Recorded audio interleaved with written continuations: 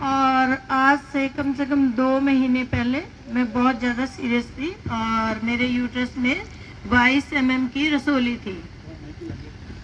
तो मैं काफ़ी परेशान थी, तो मैंने फादर जी को मतलब डॉक्टर ने मुझे बोला था कि ऑपरेशन करवाना है।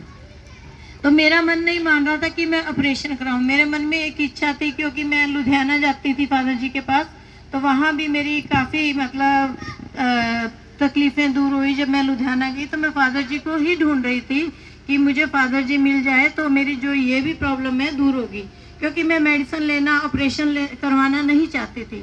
तो एक दिन फादर जी का मुझे फ़ोन नंबर मिला और मैंने फादर जी से पूछा कि फादर जी आप कहाँ।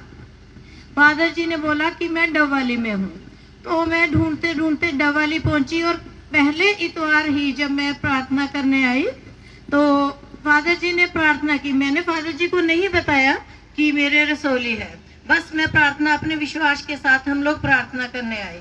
तो फादर जी ने प्रार्थना की कि रसोली जिसके भी है वो रिमूव हो जाए। तो ये प्रार्थना सुन के मेरे साथ मेरी बड़ी दीदी भी आई थी। मैंने घर में बोला कि मैंने तो फादर जी को नहीं बताया, पर फिर भी फादर जी ने मेरे लिए प्रार्थना की। तो उसके 3-4 दिन के बाद मुझे थोड़ी सी ऐसे महसूस हुआ कि मैं टेस्ट करवाऊं और ऑपरेशन करवाने के लिए मैं जाऊं। तब मैं डॉक्टर के पास गई और मैंने डॉक्टर साहब से बोला कि डॉक्टर साहब मैं 3 तारीख को ऑपरेशन कराना चाहती हूँ। डॉक्टर ने मुझे बोला कि मैं आज आपका टेस्ट कर देती हूँ और 3 तारीख आपको दे दूंगी। तो डॉक्टर साहब ने चेक किया और उनने काफी अच्छे से चेक करने के बाद बोला कि आपके रसोली नहीं है। पर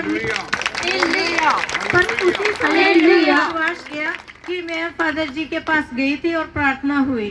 फिर डॉक्टर साहब ने बोला कि एक बार ऐसे करो, आप अल्ट्रासाउंड फिर भी करवाओ। मैं अल्ट्रासाउंड करवाने गई और वहाँ भी रसोली नहीं निकली। मेरा पूरा विश्वास हुआ कि मैं प्रार्थना से ही ठीक हुई। इसी के तुरंत 1 महीने के बाद मेरा भाई सिरसा से, जो कि बहुत बीमार था, तो उसके पथरी थी। तो पथरी ऐसी जगह पे थी कि मतलब वो पित्ते में पथरी थी, जो कि पित्ता फट चुका था। मेरी भाभी का फोन आया, हम चर्च से ही गए थे संडे को, तो भाभी जी का फोन आया कि मतलब तुम लोग कहाँ हो। हमने कहा भी चर्च से गए हैं। तो कह रहे तुम्हारे भाई को डॉक्टर ने जवाब दे दिया है, सिर्फ 1 ही घंटा है, और डॉक्टर ने बोला पित्ता फटने के बाद इंसान कभी नहीं बचता।